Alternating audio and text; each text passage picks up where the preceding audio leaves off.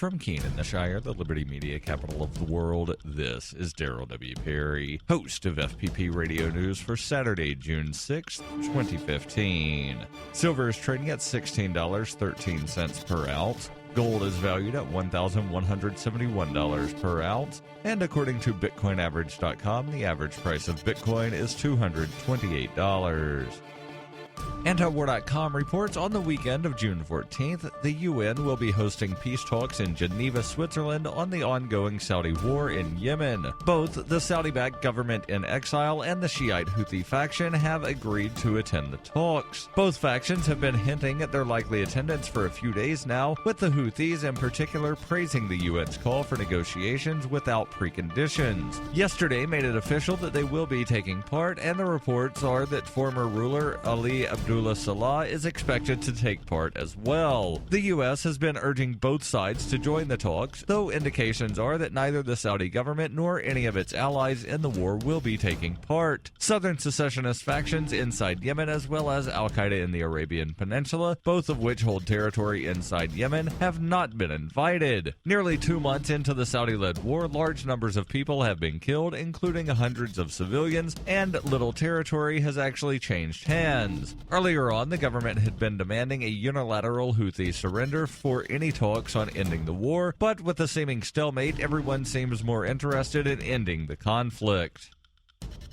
For over 35 years, Robertson Roberts has been a trusted source for buying and selling your investment-grade precious metals. They also take Bitcoin for precious metal purchases and permanently removed the minimum purchase order for all orders paid in the digital currency. Call Robertson Roberts today for knowledgeable advice on investing and a forward-thinking approach to new technologies. 850-478-5270 or online at rrbi.co.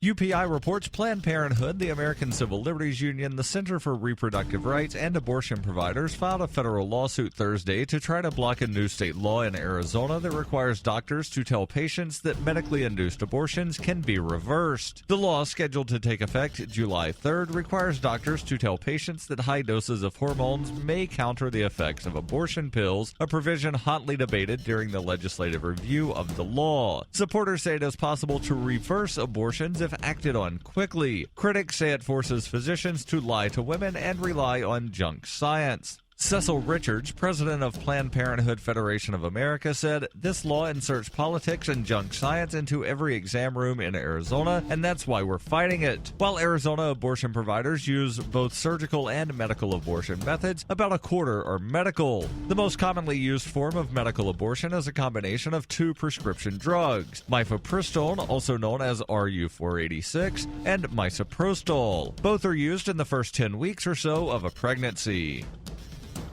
You can support FPP Radio by joining the Fans program. Fans help FPP afford to produce more original content. You can join the Fans program for as little as $3 per month or any amount of Bitcoin per month, thanks to the recurring payment options provided by Coinbase. To learn more or to join the Fans program, visit fans.fppradio.com.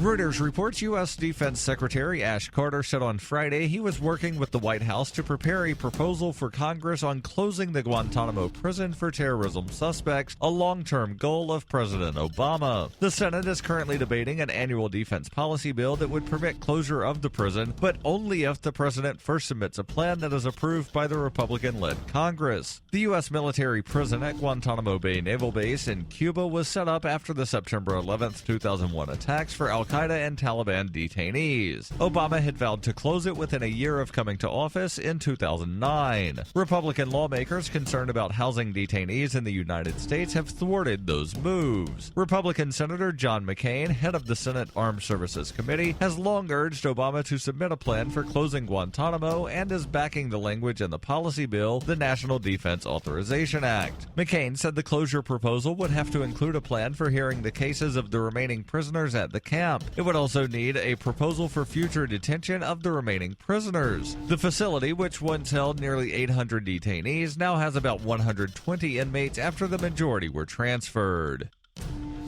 This has been FPP Radio News, online at fppradio.com.